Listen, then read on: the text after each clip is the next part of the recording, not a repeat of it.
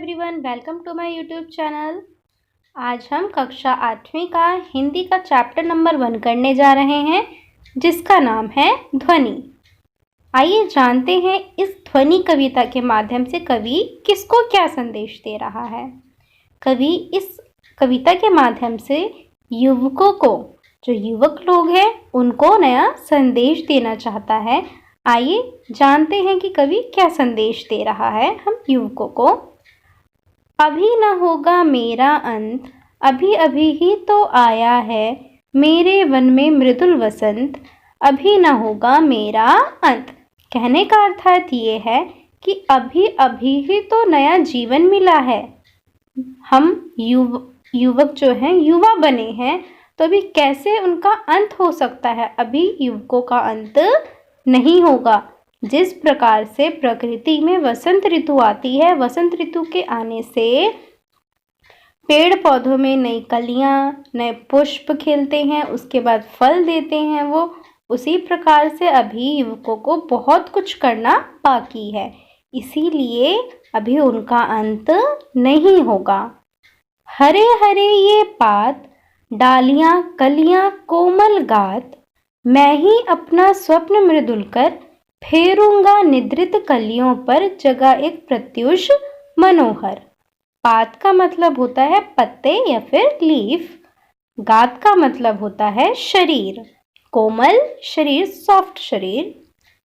मैं ही अपना स्वप्न मृदुल कर, मृदुल यानी कि सॉफ्ट या फिर फेरूंगा निद्रित कलियों पर, यानी कि जो सोए हुई कलियां हैं, जो सोए हुए युवक है, जगह एक प्रत्युष मनोहर। प्रत्युष यानी कि सवेरा, मनोहर बहुत ही सुंदर। कहने का अर्थात ये है, ये जो हरे हरे जो पत्तियां हैं, डालियां हैं, कलियां हैं और कोमल सा जो ये शरीर है मनुष्य का, जिससे वो मेहनत करता है।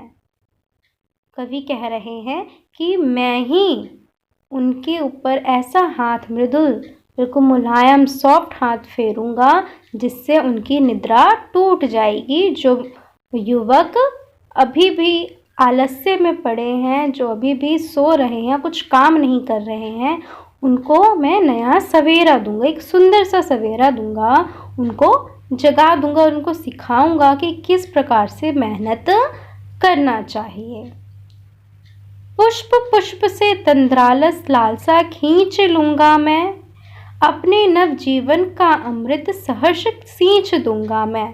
कहने का अर्थात कवि कह रहा है कि हर एक पुष्प से जो तंद्रालस की लालसा है उसको मैं निकाल फेंकूंगा। अर्थात कि जो उनके अंदर, हर युवक के अंदर जो आलस्य भरा है, उसको मैं अपनी मेहनत से खींच लूंगा, निकाल फेंकूंगा। अपने नव जीवन का अमृत सहर्ष सींच दूंगा मैं। कहने का अर्थात मेरा जो जीवन है, मैंने अपने जीवन में जितनी भी मेहनत की है, उनसे मैं उनको सिखाऊंगा कि किस प्रकार से एक अपना नया जीवन शुरू किया जाए, किस प्रकार से मेहनत करके अपने जीवन को सुंदर बनाया जाए। द्वार दिखा दूंगा फिर उनको, है मेरे वे जहां अनंत, अभी न होगा मेरा अंत। कहने का अर्थात कि मैं उनको सही रास्ता दिखाऊंगा और उनको सही पथ पर लाऊंगा, जहाँ पर उनका अंत कभी नहीं होगा। उनको वो रास्ता, वो पथ दिखलाऊंगा जिससे वो मेहनत करे और आगे की ओर हमेशा बढ़ते रहे, न कि तंद्रालस की लालसा में वो खींचे चले जाए। उनको मैं इस तंद्रालस से, ये जो आलसपन है उनका, उस सब से मैं उनको बाहर निकालूंगा। इस कविता के जो कवि हैं उनका नाम है सूर्यकांत त्रिपाठी निराला। अब इसका सारांश क्या है पूरा इस चैप्टर का? कवि क्या कहना चाहता है? कवि ये कहना चाहता है कि आजकल हर मनुष्य के अंदर क्या है, एक आलस्य भरा हुआ है, जो कि अच्छी बात नहीं है। उस आलस्य को दूर भगाना है और मेहनत करना है। आपका यहाँ पे ये पाठ खत्म होता है। आइए ज़रा इसके प्रश्न अभ्यास की चर्चा करते हैं। कवि को ऐसा विश्वास क्यों है कि उसका अंत अभी नहीं होगा? कवि को ऐसा विश्वास इसलिए है क्योंकि वह जानता है युवक अभी तो युवकों का नया जीवन शुरू हुआ है, तो अभी कैसे उसका अंत हो सकता है। जिस प्रकार से प्रकृति में जब वसंत ऋतु आती है, और वसंत ऋतु आते ही तो नहीं चली जाती, वसंत ऋतु आती है, नए पुष्प खिलते हैं, नई कलियां निकलती है, नए पत्ते निकलते हैं, फिर पुष्प बनते हैं, और फिर वो पुष्प सबको फल देते हैं, सबको छाया देते हैं।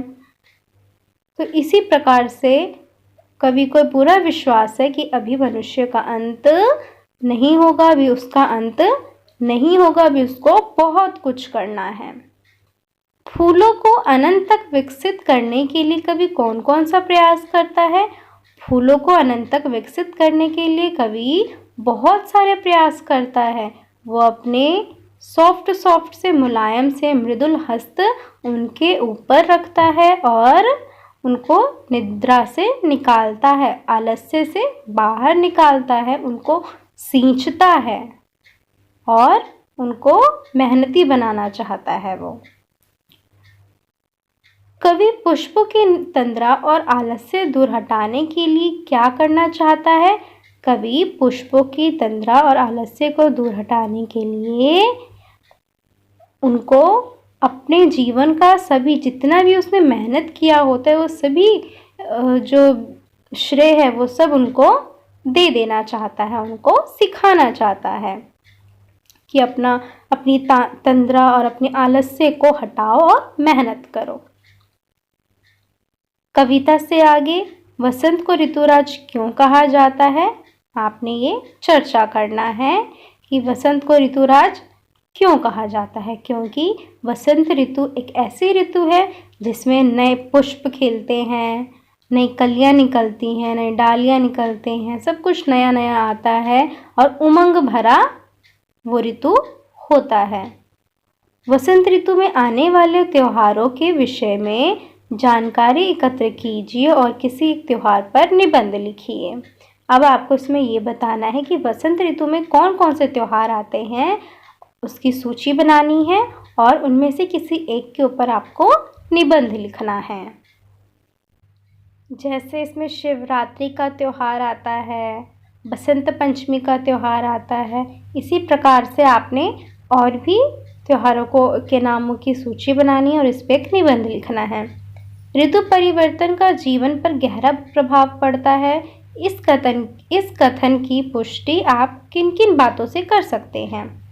अब आपको ये बताना है कि जब ऋतु परिवर्तन होता है तो इससे जीवन पर क्या प्रभाव पड़ता है, और इस कथन की आपको पुष्टि करनी है कि किन किन बातों से आप इस कथन की पुष्टि कर सकते हैं, आपको वो बताना है। देखिए, अब जब ऋतु परिवर्तन होता है तो परिवर्तन होते होते मौसम में नमी भी आती है।